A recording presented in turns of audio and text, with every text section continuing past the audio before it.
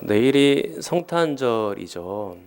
그래서 성탄에 관한 설교를 할까 고민하다가 바로 다음 날이 성탄감사 주일이고 오늘 밤에 또 성탄절에 관한 설교를 하게 되니까 오늘은 그냥 마가복음 진도를 나가자 그렇게 생각을 했습니다.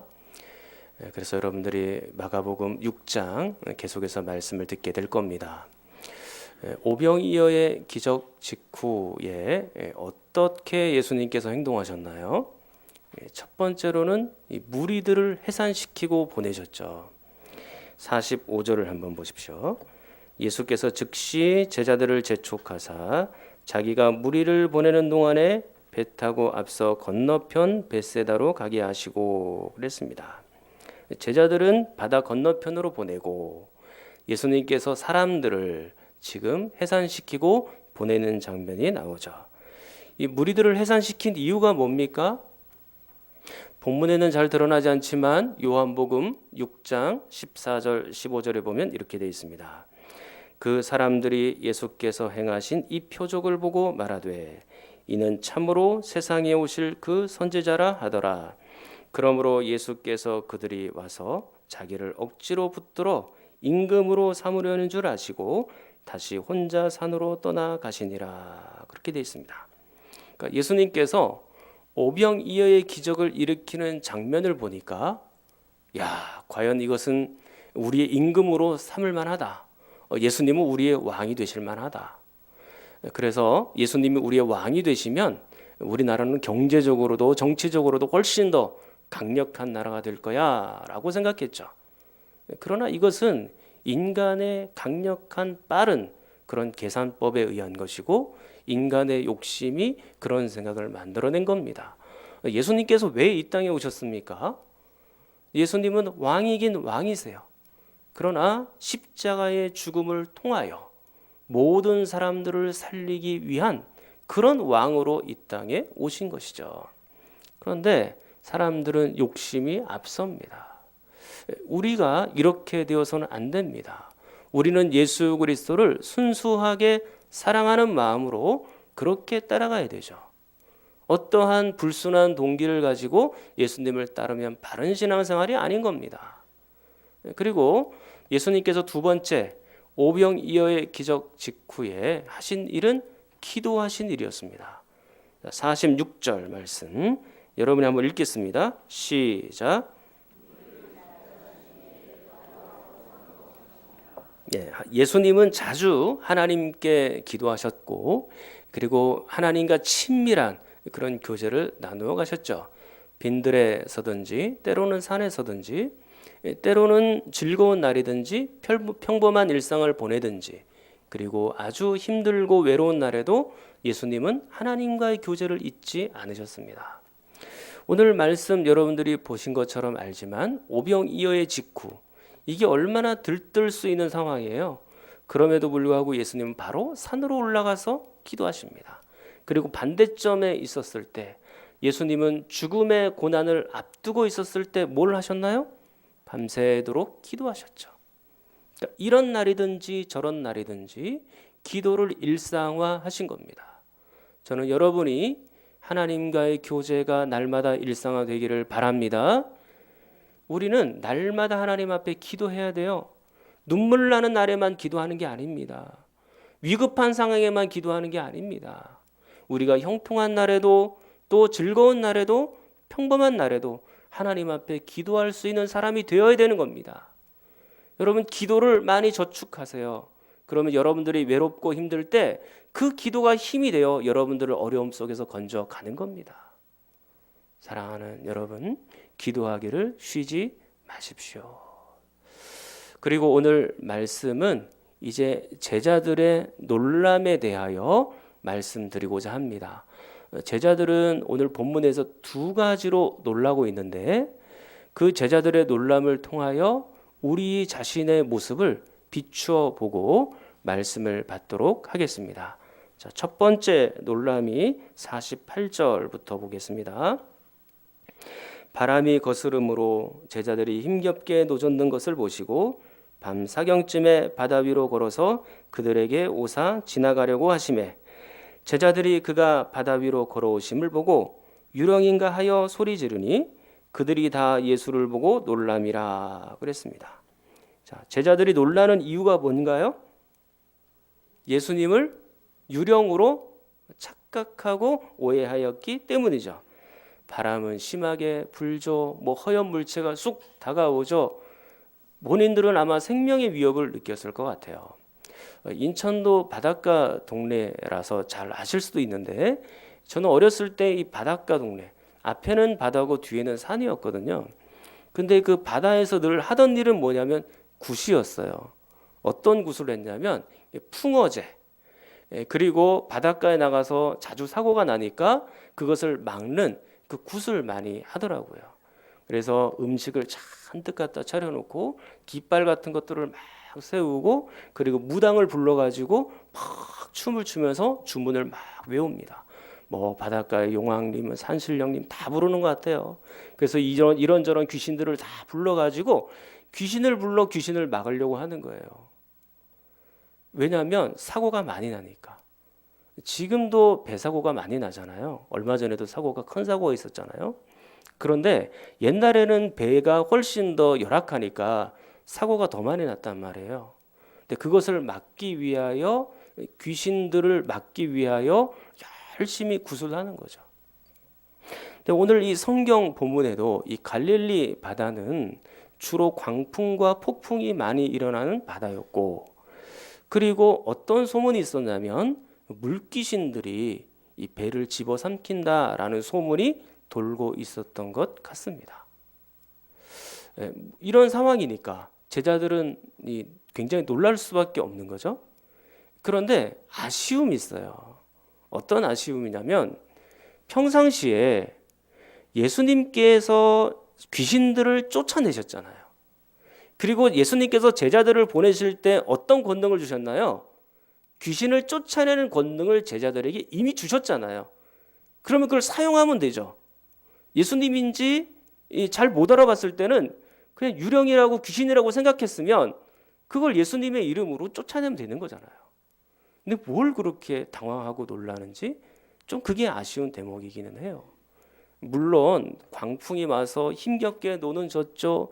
캄캄한 밤중에 뭔가 쑥 다가오죠. 예수 믿는 사람이라도 놀랄 수 있죠. 여러분들도 가끔씩 그런 경우들 있잖아요. 캄캄한 밤에 누가 탁 나타나면 얼마나 깜짝 놀래요. 예수 믿는데도 그런 경우가 있기는 하죠. 그런데 이렇게 생명의 위협을 느끼고 있는 이 제자들에게 예수님이 다가오셔서 말씀합니다.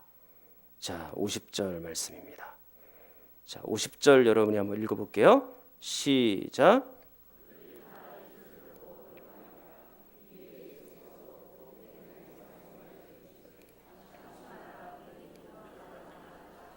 아멘. 자, 여기서 지금 세 가지 말씀을 하는 거예요. 안심하라, 나다, 두려워하지 말라. 이 안심하다는 말이 격려하는 말입니다.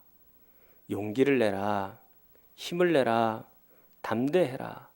예수님께서 격려하시는 말이에요. 그리고 나다라는 건 예수님의 정체성을 밝히는 그런 말이죠.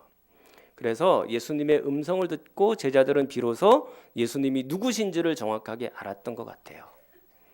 그리고 마지막에 뭐가 되어 있습니까? 또 두려워하지 말라. 그렇게 되어 있죠. 내일은 성탄절이니까 그래도 한번 참고 삼아 여러분들에게 말씀을 드립니다. 마리아가 수태고지를 받을 때 마리아는 처녀의 몸입니다. 남자를 전혀 알지 못했어요. 그런데 예수님을 잉태하게 된다고 천사가 와서 가르쳐 주었죠. 그 수태고지를 받을 때 이 마리아는 어떻게 했을까요? 감사합니다. 처음부터 그랬을까요? 물론 나중에는 감사 찬양을 하기는 해요. 그러나 누가복음 1장 29절에 보면 처음에는 놀랐다라고 되어 있습니다. 그리고 나서 천사가 이 마리아에게 이렇게 말을 해줘요. 누가복음 1장 30절 천사가 이르되 마리아여 무서워하지 말라. 그렇게 말합니다. 그러니까 두려워하지 말라는 거죠. 안심하라는 거죠. 예수님께서 하신 말씀과 똑같은 말을 해요. 사랑하는 성도 여러분, 저도 여러분들에게 똑같은 말씀, 이 똑같은 예수님의 말씀을 전합니다. 두려워하지 마십시오. 안심하십시오. 용기를 내십시오. 담대하십시오. 예수님께서 여러분들과 함께 하시는 줄 믿습니다. 우리가 때로는 오늘 이 제자들처럼 강력한 풍랑을 만나고 그리고 유령을 만나는 것처럼 깜짝 놀랄 만한 상황들이 우리에게 있다는 것을 압니다. 그리고 여러분들이 미래의 문제로 그리고 직장과 사업의 문제로 자녀들의 문제로 그 모든 것들이 한꺼번에 다가와서 복잡한 문제들이 우리 가운데 있어서 참으로 놀랄 만한 일들이 많다라는 것도 압니다. 그러나 오늘 이 말씀을 기억하십시오. 그리고 예수 그리스도의 음성을 들으십시오.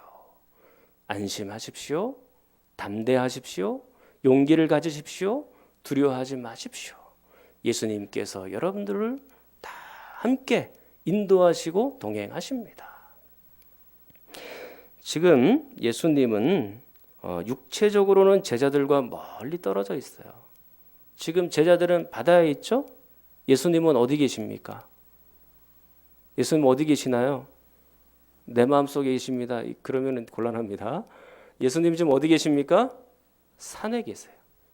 그러면 이건 적어도 오랜 기간 많이 떨어져 있는 거리예요. 비록 제자들은 예수님이 가까이 왔는데도 제대로 알아보지 못하죠. 그러나 예수 그리스도께서는 멀리 계시면서도 그 제자들이 하는 것들을 다 보고 계세요. 자, 48절을 보십시다. 48절.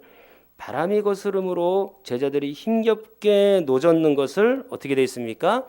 보시고 그렇게 되어 있잖아요. 제자들은 예수님을 못 알아보지만 멀리 떨어져 있어도 예수님은 그 전능하신 눈으로 제자들이 순풍으로 가고 있는지 광풍을 만났는지 힘든 일을 만났는지 어려운 일을 만났는지 형통한지 그걸 다 보고 계시는 거예요. 다 알고 계시는 거예요. 사랑하는 여러분, 예수님이 여러분의 사정을 다 아십니다. 여러분의 형편을 다 보고 계십니다. 때로는 우리가 오늘 이 제자들처럼 예수님이 멀리 떨어져 있는 것처럼 예수님 멀리 산에 있는 것처럼 그런 느낌을 받을 때가 있어요. 나는 이렇게 힘겹게 이 풍랑이는 배 안에서 막 노를 젓고 있는데 예수님은 나를 위해서 전혀 일하시지 않는, 안 보이는, 예수님이 보이지도 않고 경험도 안 되는 그런 날들을 만날 수도 있어요. 그래서 시편 77편의 기자도 그렇게 얘기를 합니다. 예수님이 나를 버리신 건 아닐까? 예수님이 은혜 베푸시는 것을 잊으신 건 아닌가? 예수님이 인자와 사랑을 멈추신 건 아닌가? 예수님 분명히 나하고 약속을 했는데 그 하나님이 잃어버린 건 아닌가? 그 하나님께서 나를 완전히 은혜 가운데 은혜 밖에 두신 건 아닐까? 혹시 내가 하나님 앞에 진노받을 일이 있어서 나에게 분노하심으로 내가 긍휼하심을 받지 못하는 건 아닌가? 완전히 버려진 것 같은 그런 느낌으로 그 시인이 강하게 하나님 앞에 호소하는 그런 장면이 나오기도 해요. 우리도 전혀 예수님께서 나를 도와주시지 않는 것처럼 그렇게 느껴질 때가 있지만 그러나 오늘 말씀에는 뭐라고 되어 있습니까? 가까이 다가오셔서 안심하라. 나다. 두려워하지 말라. 그 예수님께서 그렇게 말씀하시는 거예요. 그리고 그 예수님은 모든 사정을 다 아시고 제자들이 바다에서 노젓는 것을 힘겹게 보시고 그리고 예수님께서는 전능하신 눈으로 그걸 다 보고 계시고 제자들을 위해 기도하고 계시죠. 그런 것처럼 예수님은 여러분들을 위하여 지금도 하나님 보좌 우편에서 기도하고 계신다라는 겁니다. 이게 용기가 되지 않아요? 힘이 되지 않아요? 예수님이 여러분들의 인생의 쪽배에 함께 타고 계시며 여러분들과 함께 동행해 가시는 거죠. 이제 두 번째 놀람은 51절 말씀입니다. 배에 올라 그들에게 가시니 바람이 그치는지라 제자들이 마음에 심히 놀라니 그렇게 되어 있습니다. 예수님이 바람을 그치게 하고 난 이후에 놀라죠. 여기서 놀람은 긍정적인 것이 아니에요. 부정적인 것입니다. 이 놀람을 원문으로 보면 정신줄을 놓다 그겁니다. 혼비백산하다. 정신이 완전히 나가다. 그런 의미거든요. 이 제자들이 이렇게까지 놀라야 되나? 그런 생각이 들기는 해요. 한번 잘 생각해 보십시다. 여러분, 매번 전교 꼴등을 하던 친구가 있다고 생각을 해보세요. 근데 이 전교 꼴찌하던 친구가 어느 날 갑자기 전교 1등을 했어요. 그러면 그건 어떤 일이에요? 놀랄 일이죠. 그런데 맨날 전교 1등 하던 친구가 한 번 더 전교 1등을 했어요. 그 놀랄 만한 일인가요? 아니죠. 야, 쟤는 어차피 뭐 1등 하던 친구인데 뭐 또 1등 했다고 뭐 달라지는 게 있습니까? 그런 것과 마찬가지예요. 예수님은 지금 계속해서 제자들과 함께 다니면서 기적을 베푸셨고 못 고칠 질병을 예수님이 직접 고치셨고 그리고 죽은 자도 이렇게 세웠습니다. 그리고 오늘 사건 바로 직전에는 뭐가 있었나요? 떡 5개와 물고기 2마리로 남자는 5,000명을 먹이는 엄청난 기적을 일으켰잖아요. 뿐만 아니라 누가복음 4장 35절 이하에 보면 오늘 본문과 아주 비슷한 상황이 나옵니다. 갈릴리에서 큰 풍랑을 만났죠. 그때 예수님께서 말씀 한마디로 잠잠하게 하셨던 경험을 이미 가지고 있잖아요. 그런데 뭘 놀래요? 뭘 그것 때문에 그렇게 깜짝 놀랄 정도가 되는 겁니까? 늘 있어 왔던 것인데요. 전능하신 하나님을 인정했다면 그렇지 않았겠죠. 그렇기 때문에 마가는 이렇게 기술을 하고 있어요. 52절 보겠습니다. 52절. 자, 여러분이 한번 읽겠습니다. 시작.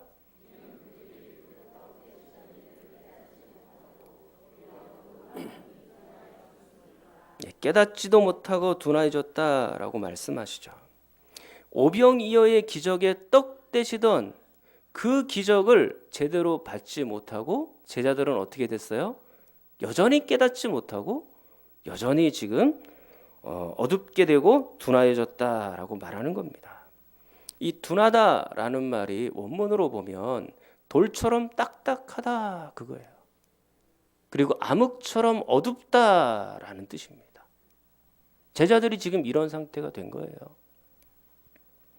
그래서 마가는 52절에 지금 깨닫지도 못하고 마음이 둔하다라고 표현하죠. 이 제자들의 이 둔한 마음은요, 바로 뒤이어서 나오는 단락에 있는 무리들과 정확하게 대조가 돼요. 자, 성경을 한번 볼게요. 53절. 건너가 게네사렛 땅에 이르러 대고 45절에 보면 예수님은 제자들을 바다 건너편 벳세다로 보내려 합니다만 53절에 보니까 어디 이르게 되었습니까? 게네사렛에 이르게 되죠. 이는 아마 바람으로 인해서 더 이상 벳세다까지 못하고 이 게네사렛 그쪽에 머물러 있었던 것 같아요. 거기다 배를 댄 거예요. 자, 54절. 배에서 내리자마자 사람들이 예수님을 알아보죠. 55절. 온 지방에서 달려옵니다. 어떤 사람들은 병든 자를 침상째 메고도 나오죠. 그리고 56절에 보니까 아무데나 예수께서 들어가시는 지방이나 도시나 마을에서 병자를 시장에 두고 예수께 그의 옷가에라도 손을 대게 하시기를 간구하니 손을 대는 자는 다 성함을 얻으니라 그랬습니다. 이 두 개의 사건을 한번 잘 보세요. 55절에는 이 병자를 데리고 올 때 어떻게 데리고 오나요? 침상째 데리고 오죠. 그리고 56절에 보니까 성함을 받은 사람들이 어떻게 성함을 받고 있나요? 예수님의 옷가에 손을 대어 성함 받고 있죠. 그러면 이 장면은 우리가 이미 보았던 거 아닙니까? 마가복음 2장에 보면 어떤 사건이 나오나요? 중풍병자 들린 사람이 나오는데 그 중풍병자를 친구들이 데리고 오죠. 데리고 올 때 어떻게 데리고 옵니까? 침상째 메고 오죠. 자, 그리고 마가복음 5장에 보면 12의 혈루증을 앓는 여인이 있었죠. 그 여인이 예수님에게 다가가서 어떻게 했나요? 예수님의 옷가에 손을 대었죠. 그런데 오늘 55절과 56절에 그대로 나오고 있잖아요. 재현되고 있잖아요. 근데 마가복음 2장과 5장의 사건 속에서 공통점이 있어요. 어떤 공통점이 있을까요? 바로 그들의 믿음이 공통점이에요. 자, 마가복음 2장 5절 보시면 예수께서 그들의 믿음을 보시고 이렇게 되어 있습니다. 마가복음 5장 34절 예수께서 이르시되 딸아 내 믿음이 너를 구원하였으니 라고 되어 있습니다. 그러니까 중풍병자의 친구들도 믿음이 있고 이 12의 혈루증을 앓았던 그 여인도 믿음을 가지고 예수님의 옷가에 손을 댄 거예요. 그리고 오늘 이 두 기적, 중풍병자와 혈루증 여인의 기적이 오늘 이 본문 55절과 56절에도 그대로 겹쳐져 보이는 거죠. 자, 그렇다면 55절, 56절 이 사람들도 역시 믿음이 있구나라는 걸 알게 되는 겁니다. 그러면 이 마가의 의도가 분명하죠. 앞에 있는 제자들과 뒷부분에 있는 이 믿음의 무리들을 서로 대조하고 있다라는 겁니다. 근데 이게 부끄러운 일이에요, 사실은. 제자들은 예수님 가까이 모셨던 사람들이잖아요. 그러면 훨씬 더 그들보다 믿음이 좋아야 되죠. 그런데 오히려 반대예요. 무리들이 믿음이 더 좋아요. 이런 안타까운 일이 어디에 있습니까? 오히려 제자들은 깨닫지도 못하고 마음이 돌처럼 딱딱해져 있고 둔한 그런 상태라고 말하는 거죠. 사랑하는 성도 여러분, 제자들은 생명의 떡을 먹는 현장 속에서 전능하신 예수님으로 인하여 믿음도 강화되고 좀 더 성장했어야 그게 맞는 겁니다. 그러나 제자들은 여전히 그대로입니다. 아니, 오히려 퇴보해 있죠. 깨닫지도 못하고 둔해졌고 돌처럼 딱딱해져 있다라고 이야기를 하고 있어요. 그러면 나의 모습은 지금 어떻습니까? 나는 지금 성장하고 있습니까? 나는 잘하고 있습니까? 나는 지금 뒤로 퇴보한 건 아니에요? 제자리 걸음하고 있는 건 아닙니까? 곰곰하게 한번 여러분 자신을 돌아보십시오. 여러분들 중에는 이제 막 신앙생활을 시작한 분도 있을 수 있어요. 그리고 어떤 분들은 수십 년 동안 신앙생활하는 분들도 있습니다. 여전히 여러분들의 겉모습을 보면 열심히 신앙생활하는 것 같아요. 여전히 성경 지식도 있고 예배도 잘 참석하고 구역 예배도 잘 드리고 봉사도 잘하죠. 겉으로 보기에는 아무 이상이 없어 보입니다. 그러나 여러분들의 영혼은 어떠시냐라는 겁니다. 여러분의 영혼은 안녕하십니까? 여러분의 영혼은 괜찮으십니까? 여러분의 영혼은 그리스도를 향하여 한 걸음 한 걸음 더 전진하고 계십니까? 예수님이 누구신지 아직도 모르면서 하나님이 누구신지 아직도 제대로 알지도 못하면서 그 예수님을 알아가려고 하는 노력조차 하지 않는 우리의 모습은 없습니까? 지금 이 상태로 만족하고 이 정도면 뭐 내가 구원받았으니 천국 가는 사람 되었으니 그렇게 만족하며 살고 있지는 않은가요?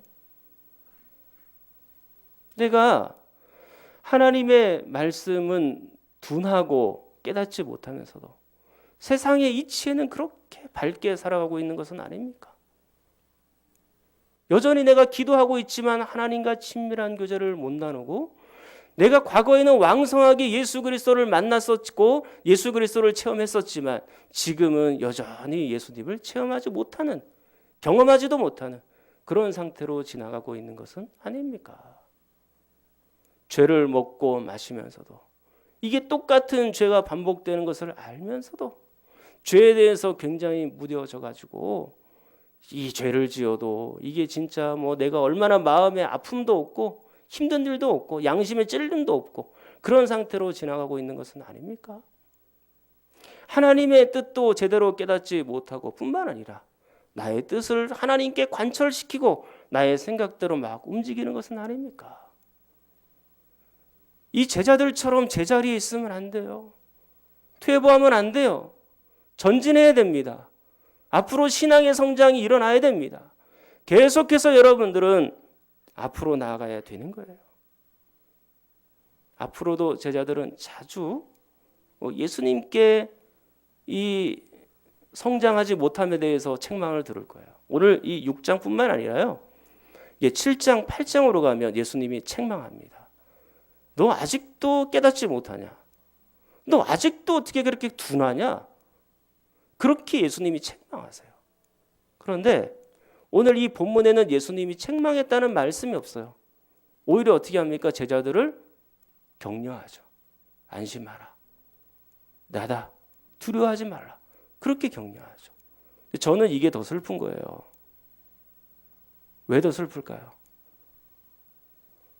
제자들의 잘못된 것을 보면서도 그것을 책망하지 못하고 그저 침묵하고 격려만 해줄 수밖에 없는 그 제자들의 연약한 모습, 성숙하지 못한 모습을 인하여 나는 참 슬픕니다. 제가 여러분들과 함께 대화하고 상담하다 보면 어떤 분들은 제가 따끔하게 충고를 해드립니다. 진짜 말씀 듣기를 원하십니까? 예. 그럼 제가 딱 말씀을 해드려요. 근데 어떤 분들은 그걸 받아들여요. 성숙한 분들은 그걸 받아들이고 고치려고 합니다. 그런데 대부분의 사람들은 그 이야기를 해주잖아요. 따끔한 얘기를 해주면 못 받아들이기 때문에 못하는 얘기들이 많습니다. 왜냐하면 소화를 못 시키니까. 그저 격려하고 기도해주고 돌려보낼 수밖에 없는 그런 일들이 비일비재해요. 솔직하게 얘기를 못하는 거죠. 마음에 이만큼 얘기하고 싶다가도 준비가 안 됐는데 이거 얘기해봐야 그걸 못 받아들이거든요. 그러니까 더 이상 진도를 못 나가는 거죠. 근데 오늘 제자들의 이 모습이, 침묵하고 있는 이 예수님의 모습이 바로 제자들의 모습은 아닌가라는 생각이 드는 거죠. 오늘 말씀을 마치도록 하겠습니다. 오늘 이 제자들은 두 번이나 놀라죠. 첫 번째 놀람은 왜 그래요? 예수님을 유령으로 착각했기 때문에. 두 번째 놀람은요, 예수님이 배에 올라 바람이 그치자 그때 놀랍니다. 마가는 이렇게 기술하죠. 그들이 아직도 깨닫지 못하였고 그들이 여전히 둔하다라고 말합니다. 아직도 어둡고 아직도 습하고 돌처럼 딱딱한 그런 모습으로 예수님을 간신히 따라가고 있는 거죠. 사랑하는 성도 여러분, 우리가 비록 이렇게 깨닫지 못하고 마음이 둔한 자일 수 있습니다. 그렇기 때문에 우리에게 예수님이 더욱 필요합니다. 우리에게 예수님의 만지심이 더욱더 필요해요. 십자가 그 사랑 멀리 떠나서 무너진 나의 삶 속에 잊혀진 그네 돌 같은 내 마음 어루만지사 다시 일으켜 세우신 주를 사랑합니다. 주 나를 보호하시고 날 붙드시니 나는 보배롭고 존귀한 주님의 자녀라. 주 너를 보호하시고 널 붙드시니 너는 보배롭고 존귀한 주의 자녀라.